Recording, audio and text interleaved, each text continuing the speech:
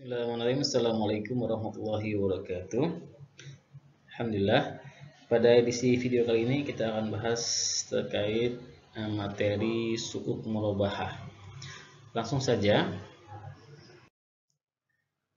yang akan kita bahas pada hari ini adalah terkait apa sih definisi sukuk murabahah, skemanya seperti apa, dan beberapa studi kasus yang akan kita bahas bagaimana prakteknya di lapangan.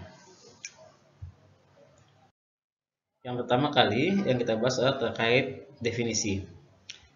Singkatnya adalah murabahah itu adalah jual beli ya. Sukuk obligasi syariah atau murabahah jual beli. Artinya sukuk ini adalah digunakan dengan prinsip jual beli. Keuntungan bagi investor dalam konteks sukuk murabahah disebut sebagai margin.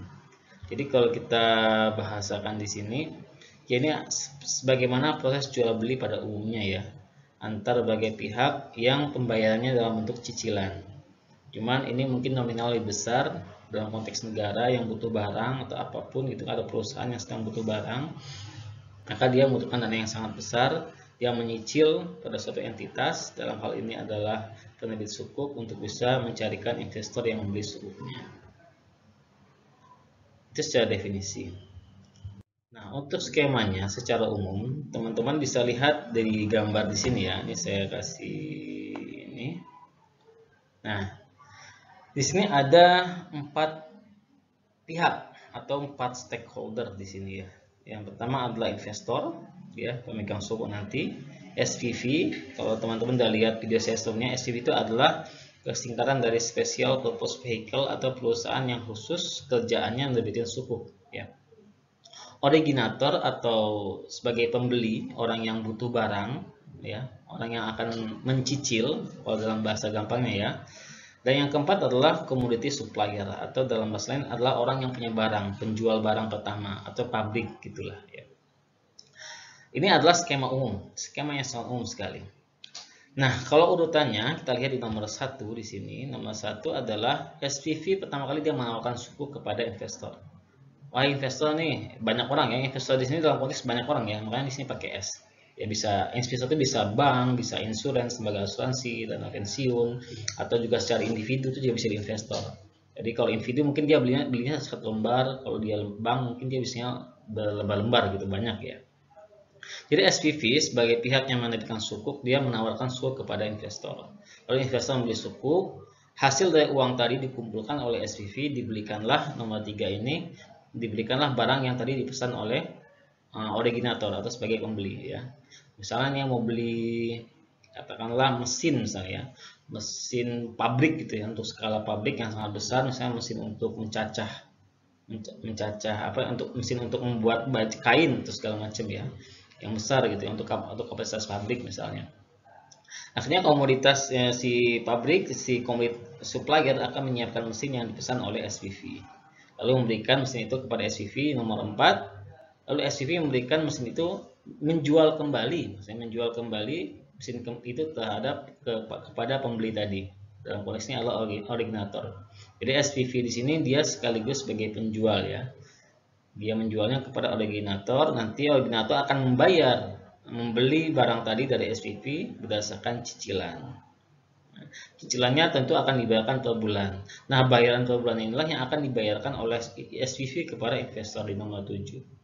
Dan begitu seterusnya. Yang otomatis pembayaran ini juga ada marginnya ya, harganya udah dinaikkan. Misalnya harga SPV beli ke supplier katakanlah 500 juta, dijual ke sini katakanlah 16 juta. Nanti dibayar secara flat ya, beda sama konvensional. Kalau syariah harus dibayar flat. Pokok dan margin tuh flat setiap bulan. Ya, jadi kalau bedanya antara konvensional sama syariah. Kalau konvensional biasanya dia bunga di awal, pokok di akhir, tapi kalau syariah itu semuanya flat, antara pokok dan margin dibayarkan seimbang setiap bulan. Skema umum. Dan ini ada pengembangan lagi daripada sukuk murabahah. Jadi pengembangan ini saya ambil dari Islamic Research and Training Institute yang ada di Jeddah ya. Ini ada riset tentang sukuk murabahah. Jadi sukuk murabahah ini sangat jarang dilakukan di Indonesia, tapi banyak dilakukan di negara Timur Tengah ya. Dalam konteks ini kalau kita lihat, originator atau orang yang butuh barang bahasanya itu ya, itu bisa berperan sebagai penghutang purchaser, pembeli, atau sebagai penjual. Nah, ini pengembangan ya, pengembangan daripada suku murabahah banyak sekali ya. Tapi SPV juga perannya di tengah, ada di tengah. Dia sebagai pihak yang wali amanat dan sebagai pihak penjual. Dia wali amanat dari investor sekaligus wali amanat dari investor sekaligus sebagai penjual yang berhubungan dengan supplier ya. Kalau dalam konteks ini sama, prosesnya sama yang seperti saya jelaskan sebelumnya. Cuman bedanya adalah di sini pihak pembeli akhir atau originator atau dalam konteks negara atau perusahaan itu dia bisa membeli barang kembali ke pihak supplier. Jadi ini bukan barang yang sifatnya umum ya, bukan barang yang sifatnya sekali habis gitu kan. Bisa jadi barang itu dalam konteks makanan atau buah-buahan atau bahan baku ya, dalam bahan baku seperti kain segala macam. Jadi karena si pabrik ini, originator ini juga butuh barang lagi, dia akan bisa berhubungan langsung dengan broker gitu kan, dengan supplier untuk tentunya dengan persetujuan SPV ya. Kalau tadi yang kita bahas kan hanya dia sebagai pembeli saja, pembeli kepada ini. Tapi kalau sebagai penghutang, nah ini beda lagi. Kalau sebagai debtor kan dia menghutang kan, menghutang. Ya, berarti dia berhutang saja ya, hutang saja. Dia hutang langsung cash. Nanti yang beli adalah originatornya, yang beli barangnya originator. Dia meminjam uang. Kalau yang ini ya, kalau kita lihat pertama, kita bahas dari atas dulu. Jadi kalau originatornya sebagai penghutang, dia cuman minta uang aja dari SPV. Jadi SPV ngumpulin dana dari investor, uang yang dikumpulin SPV ngasih uang aja ke originator. Dia berhutang saja. Nanti akadnya murabahah, barangnya akan dia beli sendiri. Gitu kan. Tapi kalau sebagai purchaser, barangnya dibeli oleh SPV, ya, barangnya dibeli oleh SPV berhubungan dengan SPV. Tapi kalau originatornya sebagai seller, nah dia juga bisa originatornya bisa berhubungan dengan SPV. Ya, dalam konteks dia berhutang, originator juga bisa berhubungan dengan supplier dalam konteks dia milih barang seperti itu ya. Misalnya dia pabrik kain kan, kain yang lagi tren sekarang ini kain batik atau kain dengan bahan tertentu gitu kan, bisa aja ada perubahan permintaan gitu kan, otomatis dia bisa negosiasi ulang dengan supplier. Saya butuh kainnya untuk bulan depan itu yang jenis ini, jenis A, jenis B, jenis C dan segala macam. Jadi ini pengembangan daripada suku murabahah. Selanjutnya, nah ini ada beberapa catatan tentang suku murabahah. Jadi suku ini sangat jarang digunakan dalam konteks dia berdiri sendiri, sangat jarang digunakan.